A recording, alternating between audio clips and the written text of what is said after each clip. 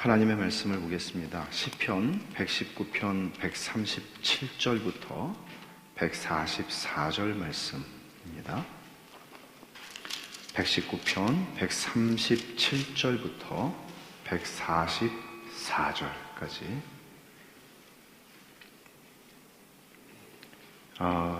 같이 교독을 하겠습니다. 137절을 제가 읽습니다. 여호와여, 주는 의로우시고 주의 판단은 옳으니이다. 주께서 명령하신 증거들은 의롭고 지극히 성실하니이다. 내 대적들이 주의 말씀을 잊어버렸으므로 내 열정이 나를 삼켰나이다. 주의 말씀이 심히 순수하므로 주의 종이 이를 사랑하나이다. 내가 미천하여 멸시를 당하나 주의 법도를 잊지 아니하였나이다. 주의 의는 영원한 의요 주의 율법은 진리로소이다. 환난과 우환이 내게 미쳤으나 주의 계명은 나의 즐거움이니이다. 주의 증거들은 영원히 의로우시니 나로 하여금 깨닫게 하사 살게 하소서. 아멘. 예수님을 만난 사람은 하나님이 옳다라는 사실을 인정합니다. 하나님이 옳으실 뿐만 아니라 하나님의 모든 말씀은 옳다고 인정을 합니다. 말하자면 하나님의 말씀이 이거는 맞는데 이거는 말도 안 되는 소리라고 하지 않습니다. 하나님의 인격과 하나님의 말씀 앞에 온전히 복종하게 되는 것입니다. 우리가 오늘 살펴볼 이 시편 119편의 18번째 연 137절에서 144절인데 이 주제는 옳다, 의롭다 하는 것입니다. 옳다, 의롭다. 그 주어는 뭔가 하면 하나님이 옳으시고 하나님의 말씀은 무조건 의롭다. 하나님은 무조건 옳다. 이게 오늘 말씀의 주제예요. 근데 의롭다, 옳다 하는 말이 히브리 말로는 이게 발음이 차는 아니고 싸하고 가까운데 사딕이라고 읽을 수 있어요. 근데 이 18번째 알파벳이에요. 히브리 말. 그걸로 시작을 합니다. 사데라고 하는 말인데 137절하고 144절을 한번 여러분 보실래요? 137절은 첫 번째 절이잖아요. 18년에 여호와여, 주는 의로우시고 주의 판단은 옳습니다. 의롭다, 옳다 하는 말 나오죠. 그리고 마지막 144절 보면 주의 증거들은 영원히 의로우시니 라고 또 말하잖아요. 그러니까 이런 말들이 계속 반복되고 그 똑같은 단어로 똑같은 알파벳으로 8절이 다 시작을 해요. 그러니까 요점은 137절에서 분명히 드러나죠. 여호와여, 주는 의로우시고 주의 판단은 옳으니이다. 이 명제를 인정하는 사람들은 다, 교회에 있는 사람들은 다 인정하죠. 교회에 있는 사람들은 다 인정하는데 문제는 이것에 내 마음이 울림이 있고 감동이 있는가 하는 것은 또 다른 문제입니다. 그러니까 여러분, 우리가 하나님이 옳다는 것에 대해서 누가 반론을 제기하겠습니까? 그리고 하나님의 말씀은 진리다. 여기에 대해서 누가 반론을 제기하겠어요? 그러나 이 명제에 대해서 우리가 머리로 동의할 수 있지만 이것이 나에게 깊은 감동이 되고 이것 때문에 내가 기쁠 수 있고 이건 또 다른 문제죠. 칼빈이 16세기의 제네바 교회를 향해서도 이런 말씀으로 감동을 받는 사람들은 참으로 드물다 그렇게 얘기를 합니다. 그럼 21세기 오늘날 한국 교회는 오죽하겠습니까? 이거는 하나님의 말씀에 담겨있는 의로움과 옳음과 정직함과 신실함과 순결함과 이 모든 것들에 대한 개념도 우리에게는 너무나 멀게 관념적으로 느껴지고 이러한 것들이 우리에게 너무나 익숙하지 않고 친근하지가 않은 것입니다. 이런 데서 우리는 이런 말씀을 읽을 때 우리는 깊은 감동을 느끼기 어려운 것이죠.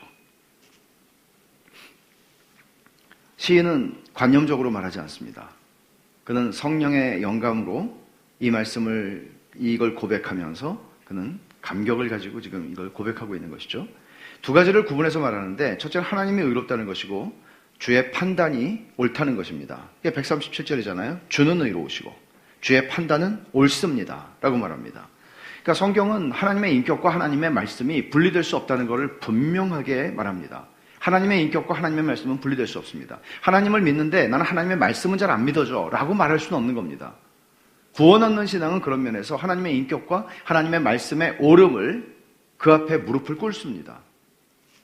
하나님은 무조건 옳습니다 하는 것이죠. 여러분들이 예를 들어서 어떤 사람의 인격을 믿는다고 하면서 그 사람이 하는 말을 믿지 않는다면 여러분은 그 사람의 인격을 믿지 않는 것입니다.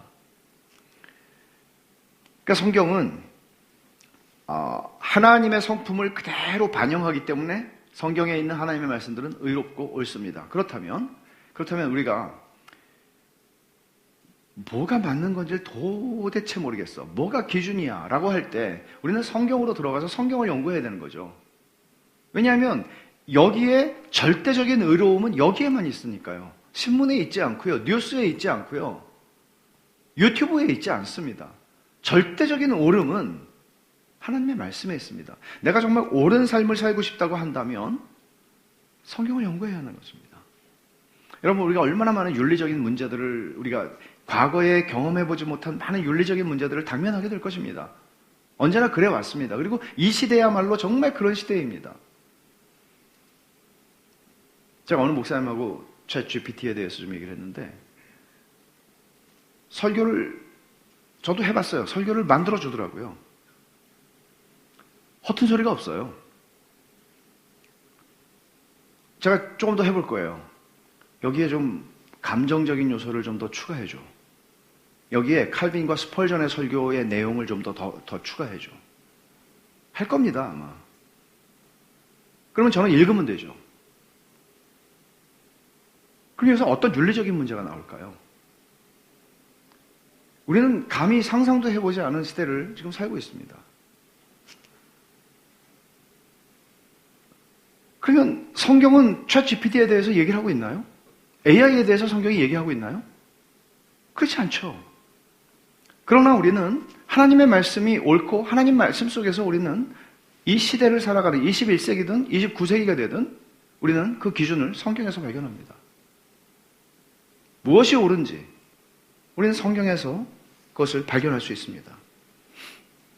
공동번역 성경을 보면 137절과 138절을 이렇게 번역을 했어요. 제가 읽어드릴게요. 야훼여, 당신은 공정하시며 당신의 결정은 언제나 옳사옵니다. 주께서 명령하신 증거들은 의롭고 지극히 성실하시니이다. 약간 더 와닿는다고 느껴져요. 당신은 공정하시며 당신의 결정은 언제나 옳사옵니다. 주께서 명령하신 증거들은 의롭고 지극히 성실합니다. 의로우신 하나님의 판단, 세상을 섭리하시는 하나님의 방식, 그리고 개인적으로 우리의 인생의 여정을 이끌고 인도해 가시는 하나님의 모든 결정, 언제나 의롭고 옳다고 말하죠. 그럼 여러분, 잠깐만요 라고 말하고 싶지 않습니까? 언제나 그렇다고요? 라고 말하고 싶지 않습니까? 어쩌면 이 말씀은 우리를 불편하게 한다고 느껴질 수도 있는 말씀입니다. 그러나 제가 뒤에서 그 얘기는 할 건데 이 말씀은 우리를 위로합니다. 위로합니다. 하나님이 의로우시고 그 말씀이 옳다는 사실을 가슴 깊이 인식하는 성도에게는 남다른 고통이 있습니다. 심적인 고통인데 그것을 139절에 말하거든요. 내 대적들이 주의 말씀을 잊어버렸으므로 내 결정이 나를 삼켰나이다 라고 말합니다. 고통스러운 거죠. 내 결정이 나를 삼켰다 하는 이 표현은 하나님의 의로움에 대한 질투심 때문에 내 영혼이 소멸되고 파괴된다는 표현이에요. 나를 불살라버린다는 거예요. 내가 없어져 버리는 것 같다는 표현이거든요. 근데 왜 그걸 느끼죠? 왜 이런 고통을 느끼죠? 대적들이 주의 말씀을 잊어버린 사실 때문에. 잊어버렸다는 것은 그냥 깜빡했다는 얘기가 아니고요. 그들은 하나님의 말씀을 무시하고 살아가는 거죠. 하나님의 말씀을 개의치 않고 자기들이 삶의 기준, 의로움의 기준이 돼서 원하는 대로 살아가는 거죠. 그런 사람들을 보는 거예요. 근데 여러분 생각해 보세요. 이걸 다윗이 썼다고 칼빈이나 많은 그 학자들, 스펄전도 그렇고 얘기를 합니다. 근데 요즘 학자들은 칼빈이라고 꼭 단정할 수는 없다고 얘기하죠. 여튼 이건 몰라요. 하지만 이 시인은 나의 대적들이라고 얘기했을 때 그 사람들이 누굴까요? 이방인들이었을까요?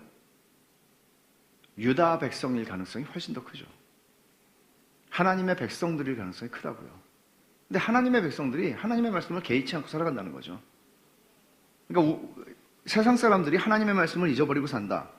그럴 수 있다고 봐요. 하나님을 모르니까. 근데 교인들이 하나님을 믿는다고 하는 사람들이 하나님의 말씀에 개의치 않고 자기가 이 세상에서 배운 철학을 가지고 세상의 방식을 가지고 살아가는 거예요. 그렇게 어떻게 살아요? 어떻게 하나님 말씀 가지고 사업을 합니까? 우리 그런 생각들을 가지고 살아간다는 거죠. 그럼 여러분, 이런 사실 때문에 시인은 깊은 고통을 느끼게 된 거죠. 여러분, 이런 것을 여러분 느끼세요? 저는 그렇습니다. 분노가 일어날 때가 있습니다. 저러려면 믿는다고 하지 말지. 분노가 일어납니다. 근데 사실 하나님의 은혜가 아니면 그 사람과 나 사이에 무슨 차이가 있겠습니까?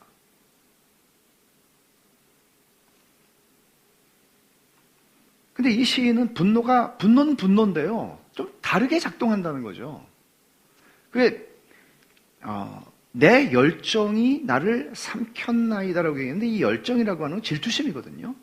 무슨 질투심인가 하면 시인은 자기에 대해서 누가 모독을 하거나 자기에 대해서 누가 비난을 하거나 이런 것 때문에 내가 지금 죽겠다고 말하는 게 아니고 하나님의 이름과 하나님의 의로우심과 옳음에 대해서 사람들이 인정하지 않는 것 때문에 마음이 상한다는 얘기를 하는 거거든요. 그러니까 하나님의 의로움을 너무나 사랑한 나머지 하나님의 말씀과 그 성품의 의로우심을 사람들이 업신여기거나 개의치 않으면 속상하는 거죠. 인간의 그 죄된 본성의 가장 그 두드러진 특징은 뭔가 하면 자기중심성이에요. 자기중심성이에요. 근데 이게 은혜를 받잖아요. 은혜를 받으면 하나님 중심성으로 옮겨가게 돼요. 은혜를 받으면.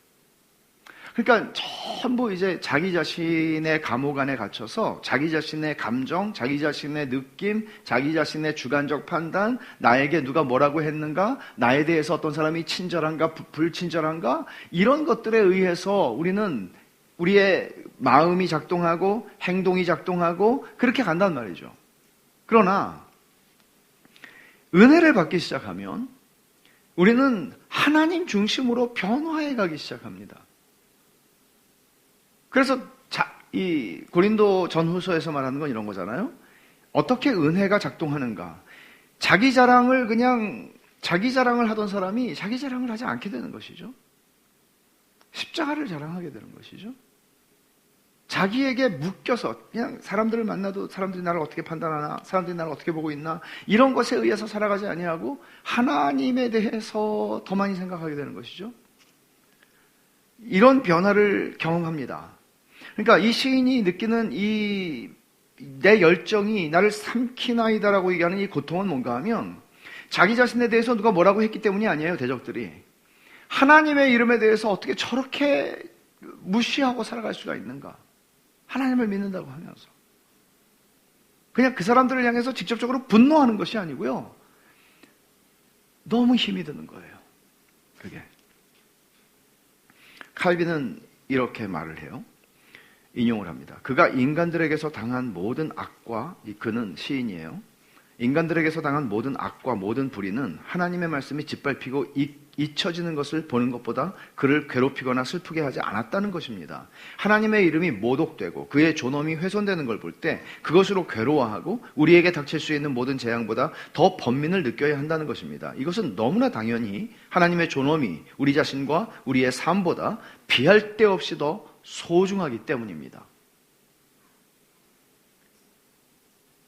여러분은 어떠세요?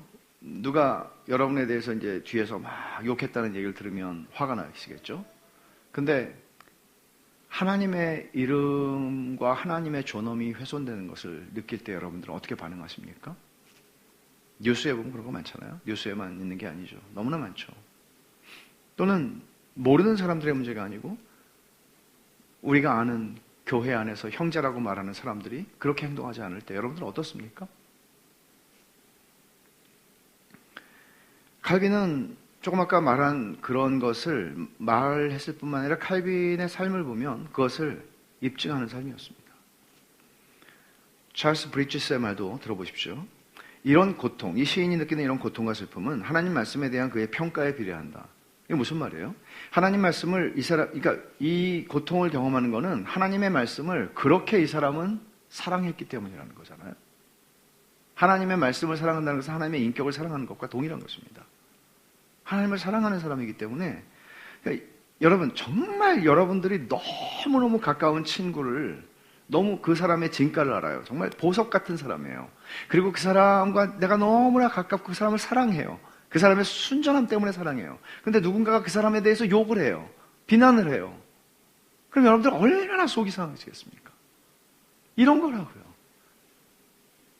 그것은 그 사람에 대한 나의 애정에 비례하는 것이잖아요.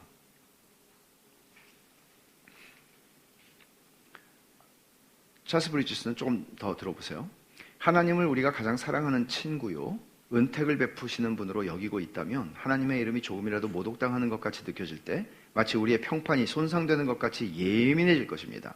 마치 내 평판이 손상되는 것처럼 그런 경우 서슴없이 끼어들어 하나님의 이름을 비방하는 그 비방을 자기가 대신 막아내려 할 것입니다. 그러니까 때로는 이제 교리적으로나 행실에 있어서나 받아들이기 힘든 사람들이 있습니다. 그럴 때 그 영혼을 향해서 직접적으로 분노하고 그 영혼을 향해서 직접적으로 거절감을 표현하는 것이 아니라 그러기는 쉽죠. 그러기는 쉽습니다.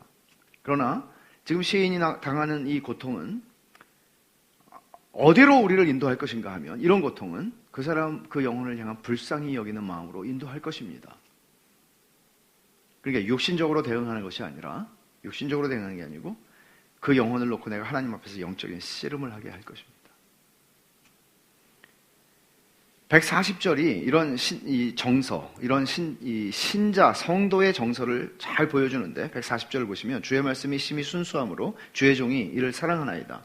바로 이거죠. 이것 때문에 시인은 하나님의 말씀을 잊어버리는 대적들 때문에 열정이 나를 삼킨다고 말한 거죠. 18세기의 아메리칸 인디언들의 선교사였던 데이빗 브레이너드는 일기에서 이런 고백을 합니다.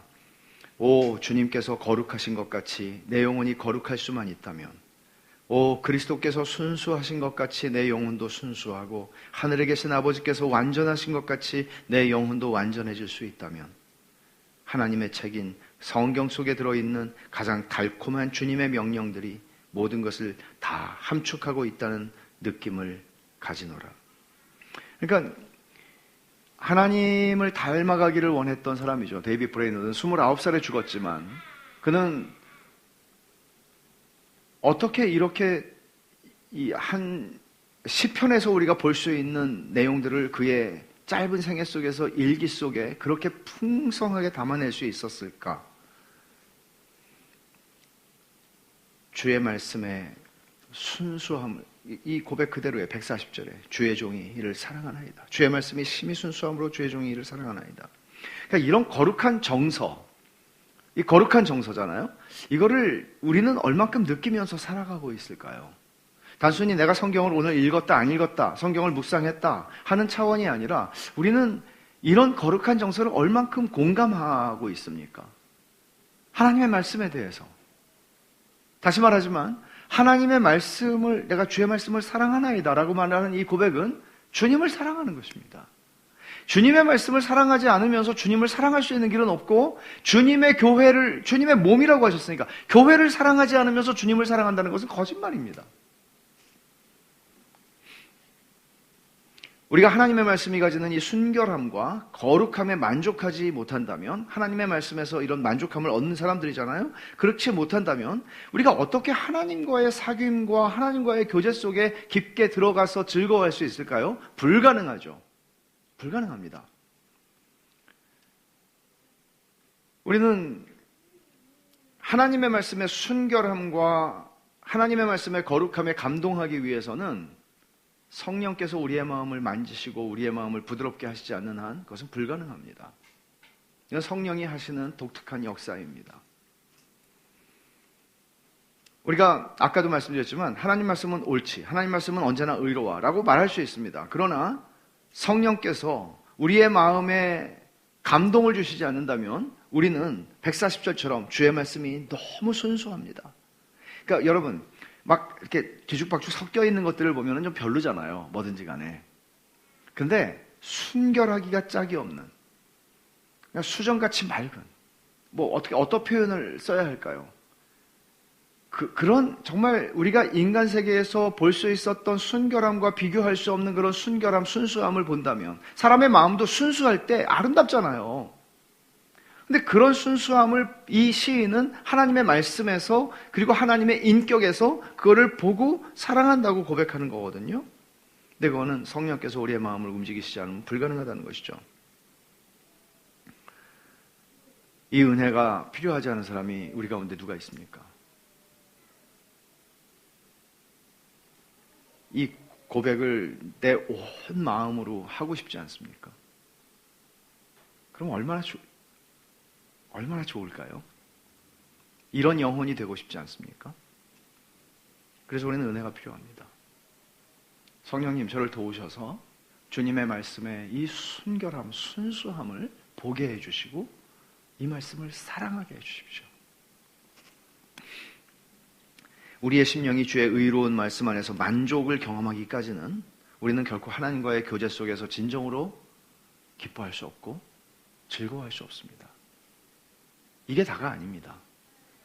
우리가 하나님의 말씀의 순결함을 인하여 하나님의 말씀을 사랑하고 그 말씀 안에서 만족을 누리기까지는 우리는 형제들과의 교제도 제한될 수밖에 없습니다. 그리고 이런 하나님의 말씀, 의로운 하나님의 말씀 안에서 내 영혼이 만족하지 않는다면 우리는 구주의 영광을 위해 살아갈 수도 없고 교회를 섬길 수도 없습니다. 은혜 없는 기도, 은혜 없는 섬김, 은혜 없는 교제, 은혜 없는 예배 많습니다.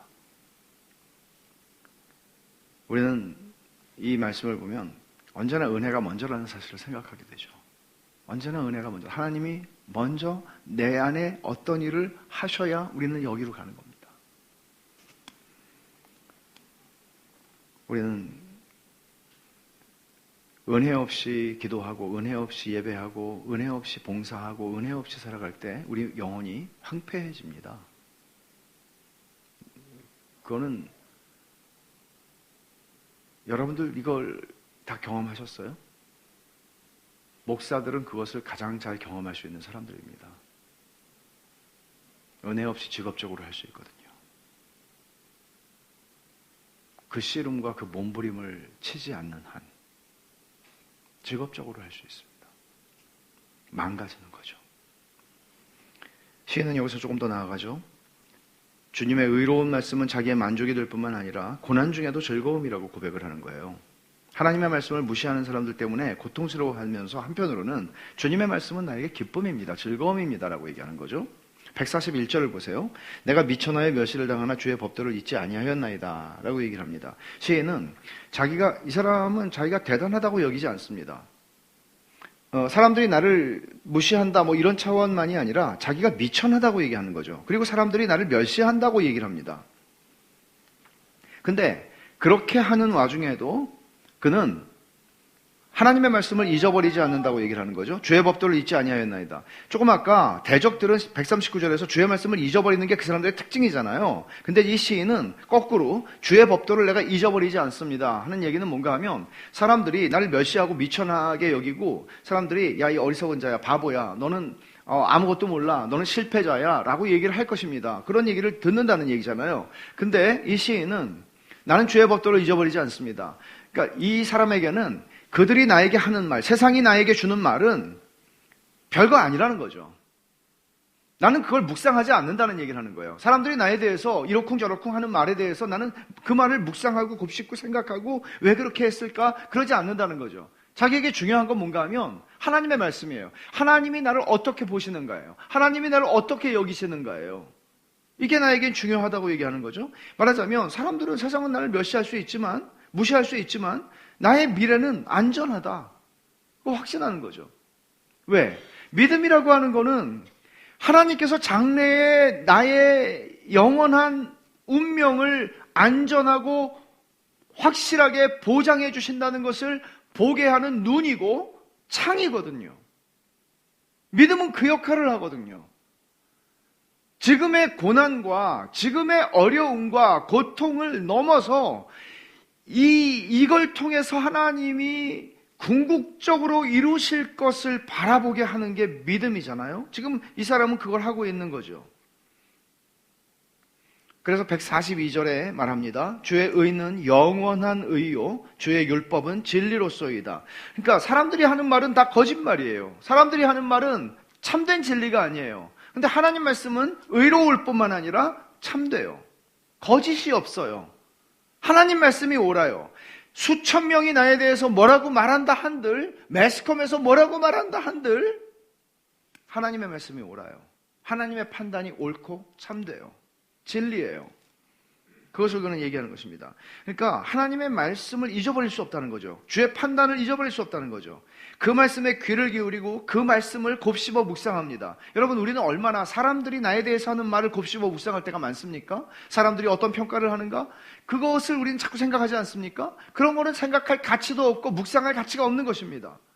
하나님이 나를 보시는 것 뭐예요? 복음이에요. 그게 복음을 묵상하고 복음을 곱씹는 것입니다.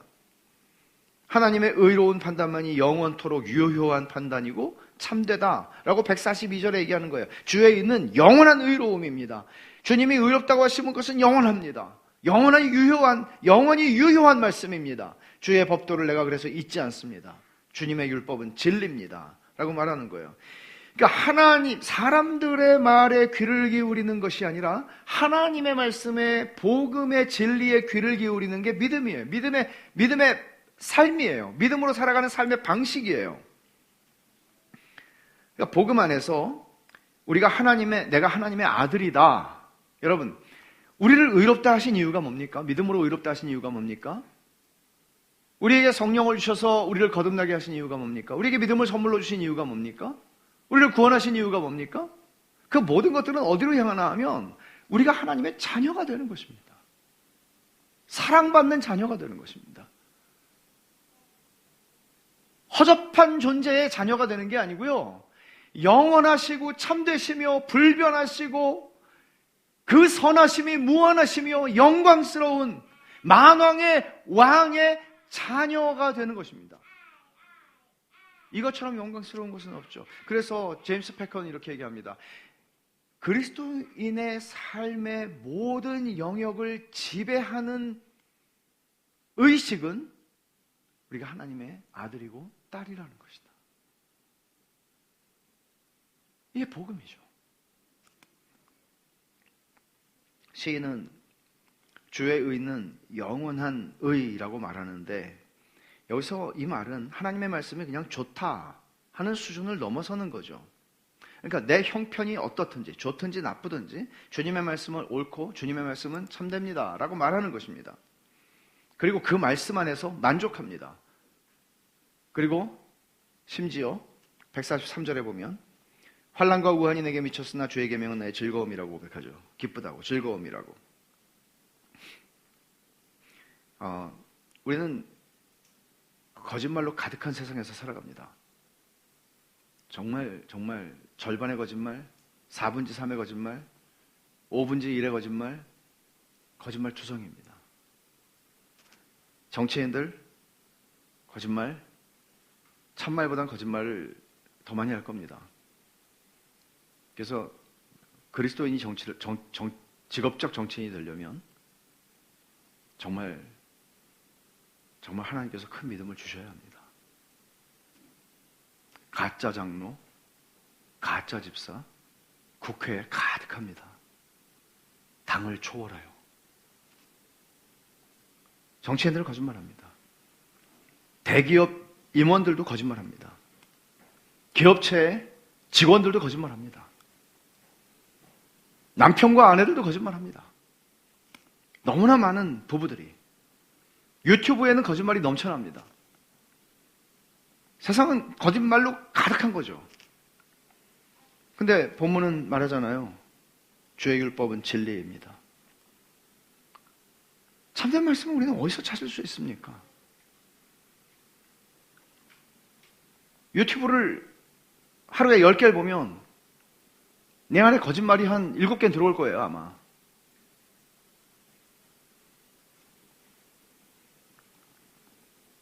성경이 우리에게 영향을 줘야죠. 하나님 말씀이 영향을 줘야죠. 참되신 말씀이요. 민수기 23장 19절에는 하나님은 사람이 아니시니 거짓말을 하지 않으시고 인생이 아니시니 후회가 없으시도다. 어찌 그 말씀하신 바를 행하지 않으시며 하신 말씀을 실행하지 않으시랴. 참되고 의로우신 하나님은 거짓말을 하지 않으십니다. 참됩니다. 이 모든 말씀은 참됩니다. 그래서 이 시인은 환난과 우환이 내게 미쳤으나 143절에 환난과 우환이 미쳤으나 이런 상황이라 할지라도 주의 계명은 나의 즐거움입니다라고 얘기합니다. 아까는 고통스럽다고 그랬잖아요. 하나님 말씀을 사랑하기 때문에 고통스러운 거예요. 근데 지금은 내 삶의 환경은 환난과 우환이 미쳤으나 하나님 말씀 때문에 나는 즐겁다고 얘기하는 거죠. 고난과 번민이 이 우리말 성경에 143절을 이렇게 번역했어요. 고난과 번민이 나를 사로잡아도 주의 계명은 내 기쁨입니다. 여러분, 인생에서 고난과 번민이 우리를 사로잡을 때가 얼마나 많습니까? 진짜 많습니다. 인생에 더 이상 어떤 희망이 보이지 않을 때가 꽤 많습니다. 그렇게 암울한 중에서도 우리는 주의 계명은 나의 즐거움이라고 고백할 수 있는 겁니까? 그렇게 암울할 때요. 숨이 탁탁 막힐 때요. 만일 우리가 그렇게 할 수 있다면 그것은 환경이 좋기 때문이겠습니까? 절대로 그렇지 않습니다. 절대로 그렇지 않습니다. 여러분들의 경험은 어떠십니까? 저의 경험은 환난과 우환이 미쳤을 때 주의 계명이 저의 즐거움이 되었을 때가 훨씬 더 많습니다. 환경이 좋았을 때보다요. 주님의 말씀을 통해서 장래의 은혜를 보는 눈이 생기기 때문이죠. 그러니까 더 이상 사망과 애통과 고통이 다시 있지 않은 영원한 나라에서 그리스도와 함께 세세토록 왕노릇하게 될 그 궁극적인 그 비전을 이 말씀은 열어주기 때문이죠.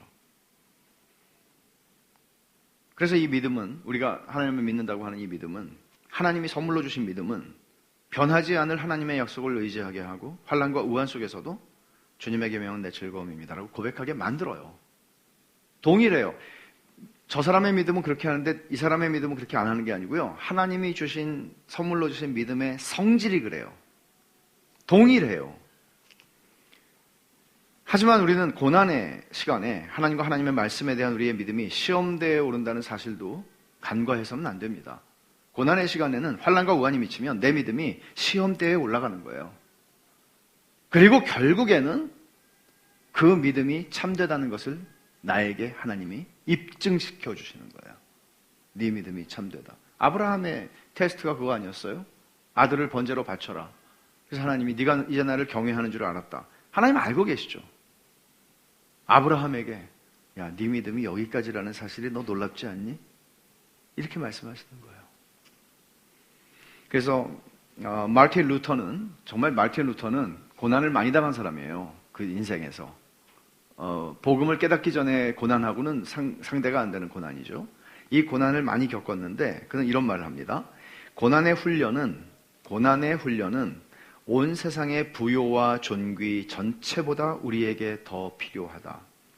이런 가운데 믿음으로 인내하면 평안하게 탐닉에 빠져 사는 것보다 하나님을 더 존귀하게 해드리고 우리 자신에게도 더 큰 유익이 된다. 이 말을 여러분 깊이 그리고 정직하게 곱씹어 볼 필요가 있다고 생각을 합니다. 평안하게 탐닉에 빠져 사는 것보다 하나님께서 우리에게 주시는 어떤 고난의 상황이 과연 유익했던 것일까? 정말 유익했다고 말할 수 있을까? 이런 것이죠. 하나님의 말씀에 사로잡혀 있는 하나님의 자녀들은 비록 육신의 위안을 누리지 못할 수 있습니다. 육신적으로, 인간적으로, 세상적으로. 그러나 언제나 그 말씀이 나의 즐거움이라고 고백하게 됩니다. 사실입니다. 육신의 위안을 누리지 못할 수는 있지만이라는 말이 늘 걸리죠. 우리는 육신의 위안을 포기하고 싶지 않으니까요. 그러나 궁극적으로 모든 것이 다 하나님이 우리에게 주시는 최상의 은혜였음을 고백하게 되는 날이 옵니다. 올 겁니다. 하나님은 언제나 의롭고 신실하시고 그 말씀은 언제나 참되니까요. 성실하시니까요. 하나님은. 여러분, 고난의 시간에 우리 마음을 지키는 법 뭐죠? 하나님의 말씀을 즐거움으로 삼는 것입니다. 이게 아니면 우리는 길이 없습니다. 길이 없습니다. 우리가 주님 때문에 만약에 우리가 그냥 당하는 고통도 있지만, 고난도 있지만, 주님 때문에 당하는 고난이 있다면 그 십자가는 쓴맛이 아니라 기쁨이죠. 즐거움이죠. 그렇지 않겠습니까? 여러분, 사도행전에서 우리가 본 게 있죠. 공회회에 잡혀가지고 채찍질 당했어요, 사도들이. 그리고는 그들이 어떻게 합니까? 사도들은 그 이름을 위하여 능욕받는 일에 합당한 자로 여기심을 기뻐하며 공회 앞을 떠나니라. 제가 어저께 무슨 책을 읽었는데요. 이런 얘기가 나와요. 채찍질이 안 아파서 그랬을까? 여러분, 채찍질이 우리는 안 당해봤잖아요. 살벌한 채찍질 아니에요, 그게. 사람이 병신이 될 수 있는 채찍질이라고요. 아픈 정도가 아니죠. 인생에서 처음 당해보는 채찍질이죠. 근데 기뻐하면서 그리스도, 그 이름을 위해 능욕받는 일에 합당한 자로 여기심을 기뻐하면서 공회 앞을 떠났다는 이야기는 그 고통이 극심했는데 그것보다 더 큰 희열이 있었다는 얘기예요. 그것보다 더 큰 기쁨이 있었다는 얘기예요. 엄청난 얘기잖아요. 우리가 언젠가 철로 역정을 마칠 겁니다. 마치겠죠. 그리고 천성문에 도착할 겁니다. 하늘에 당도하게 되는 첫 순간에 우리는 지상에서 주를 위해 겪은 모든 고난에 대한 보상을 받을 것입니다. 그리고 그 영광, 그날의 그 영광은 영원히 지속되는 영광이 되겠죠. 바울사도는 이렇게 표현했어요. 바울사도는 그걸 바라봤거든요. 로마서 8장 18절에 생각하건대 현재의 고난은 장차 우리에게 나타날 영광과 비교할 수 없도다. 고린도후서 4장 17절에 우리가 잠시 받는 환난에 경한 것이, 가벼운 것이, 아니 이렇게 말할 수 있습니까? 비교해서 말하는 거죠. 환난이 어떻게 경하다고 말할 수 있습니까? 잠시 받는 환난, 어떻게 잠시입니까? 인간이 100살 사는데 잠시 받는 환난에 경한 것이 지극히 크고 영원한 영광에 중한 것을 우리에게 이루게 함이니. 이 고난이 그냥 잠깐이냐 지나가는 거야. 참자가 아니고 이 고난이, 잠시 받는 환난이 영광을 이룬다고요. 이렇게 고난의 의미를 역전시킬 수 있는 것은 복음입니다. 그리스도죠. 십자가죠. 시인은 환난과 우환 속에서 이걸 바라봤습니다. 주의 의로운 말씀 속에서 즐거워했습니다. 하나님의 말씀에 이런 아름다움과 기쁨이 있다는 것을 그는 발견하고 그것을 맛봤습니다. 저는 우리 모두가 이 진리 안에 담겨있는 아름다움과 그 기쁨을 인생을 사는 동안 함께 맛보고 누리고 하나님께 나아가고 사람들과 사귐을 가지며 구주의 영광을 위해서 살아가며 교회를 섬길 수 있었으면 좋겠습니다. 끝으로 시인이 144절에서 이렇게 고백합니다. 주의 증거들은 영원히 의로우시니 나로 하여금 깨닫게 하사 살게 하소서. 137절에서 말한 거를 반복해요. 상반절에서는 공동번역이 이렇게 번역을 해요. 144절을 당신의 언약은 언제나 공정하시니, 당신의 언약은 언제나 공정합니다. 하나님 말씀은 언제나 옳습니다. 그러니 그것을 깨우쳐 주시고 이 몸을 살게 하소서. 깨우쳐달라고. 그러니까 하나님의 말씀, 의로운 하나님의 말씀에 대한 시인의 믿음은 절대적이에요. 언제나 옳다고 그러잖아요. 비록 고통이 있어요, 이 사람에게. 열정이 나를 삼킨다고. 근데 비록 현재의 고통 때문에 눈물이 마르지 않지만 그 눈물에는 미래에 하나님께서 주실 은혜에 대한 바라봄과 그 기쁨의 눈물이 섞여서 나오는 거예요. 흐르는 거예요. 그래서 주의 의로운 말씀이 내 영혼을 만족하게 합니다. 고백하는 거죠. 이걸 깨우쳐달라고. 이 말씀을 깨우쳐달라고. 그래서 내 영혼을 살려달라고. 이게 마음을 지키는 거라니까요. 고난 속에서. 저는 이게 우리의 기도가 되었으면 좋겠습니다. 오늘 이 말씀을 나누면서 이게 우리의 기도가 되었으면 좋겠습니다. 여러분, 오늘 우리는 이 짧은 말씀을 보지만 우리가 인생을 살아가는 동안 이해할 수 없고 깨달을 수 없는 게 너무나 많습니다. 근데 이 말씀이, 이 기도가 144절에 나로 하여금 깨닫게 하사 살게 하소서. 그는 이게 자기가 사는 방법이라는 사실을 알고 있습니다. 깨닫게 해달라고 기도하죠. 하나님 말씀이 얼마나 의롭고 참된지, 그리고 그 의로운 말씀이 우리를 얼마나 만족하게 하고 우리를 얼마나 환난과 우한 속에서도 기쁘게 하는지, 즐겁게 하는지. 우리가 이 시인의 고백에 마음을 함께 한다면 우리는 시인이 걸어가는 길을 따라서 믿음으로 행하고 보는 것으로 행하지 않을 겁니다. 우리 인생에서 하나님이 우리 인생의 여정을 인도하시는 발자취를 따라가잖아요. 하나님의 발자취를 따라가잖아요. 근데 놓칠 때가 정말 많지 않습니까? 안 보일 때가 너무 많지 않습니까? 그리고 하나님이 우리를 인도하시는 길이 발자취는 보이는데 이해가 안 가는 거죠. 왜 하나님이 날 여기로 데려가시는지 이해가 안 가는 거예요. 그럴 때가 너무 많잖아요. 근데 이 말씀을 보면서 하나님 말씀은 언제나 오라. 하나님의 길은 언제나 오라. 이 말씀은요, 이렇게 바꿔서 생각하게 만들어요, 저로 하여금. 나는 조각조각, 하나님의 섭리의 조각조각을 보면 하나하나가 이해가 안 가요. 근데 언젠가 이 이해를 하나도 할 수 없었던 하나님의 섭리의 이 모든 조각들이 맞춰져서 하나의 거대한 걸작품으로 완성되는 날, 니글의 이파리가 또 생각나는 거예요. 하늘에 올라갔더니 자기는 이파리 하나밖에 그리지 않고 올라갔는데 속상해가지고 막 죽겠는데, 자기가 그리려고 했던 상상 속에, 이 화가의 그 상상 속에 존재했던 그 그림과 비교할 수 없는 걸작이 거기에 작품으로가 아니고 실제로 존재하는 거죠. 우리가 오늘 경험하고 살아가는 환난과 고난이 있습니다. 그 속에서 우리는 겸손하게 의로우신 하나님께서 그 결말의 영광을 보여주실 것을 기다리며 겸손히 기다려야 하는 것이죠. 지금 그 의로운 말씀으로 만족하면서 주의 계명이 나의 즐거움입니다 라고 하는 것을 조금씩 경험하면서